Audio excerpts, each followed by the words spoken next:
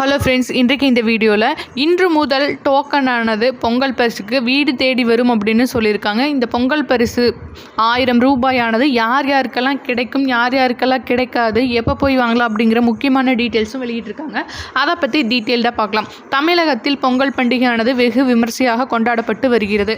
அந்த வகையில் இந்த ஆண்டும் பொங்கல் பரிசுக்காக தமிழக அரசு சார்பில் ரேஷன் கடை வாயிலாக மளிகை பொருட்கள் மற்றும் ரொக்கம் ஆகியவை வழங்கப்படுகிறது. இந்த முறை யார் யாருக்கெல்லாம் கொடுக்குறாங்க அப்படின்னு பார்த்தா, உங்களுக்கு ஆண்டு வருமானம், அதாவது வருமான வரி செலுத்துபவர்கள், மத்திய மற்றும் மாநில அரசு வேலைகளில் இருப்பவர்கள் மற்றும் சர்க்கரை அட்டைதாரர்கள் மற்றும் பொருட்கள் இல்லாத அட்டைதாரர்கள் ஆகியோருக்கு இந்த 1000 ரூபாயானது கிடைக்காது அப்படின்னு சொல்லியிருக்காங்க. மற்றவர்களுக்கு இந்த 1000 ரூபாயுடன் 1 கிலோ பச்சரிசி, 1 கிலோ சர்க்கரை, முழு கரும்பு ஆகியவை வழங்கப்படும் அப்படின்னு சொல்லியிருக்காங்க. இதுக்காக டோக்கன் உங்கள் வீடு தேடி வரும். டோக்கனில் குறிப்பிட்ட தேதியில் போய் நீங்கள் இந்த பரிசு தொகையை பெற்றுக்கொள்ளலாம் அப்படின்னு சொல்லியிருக்காங்க.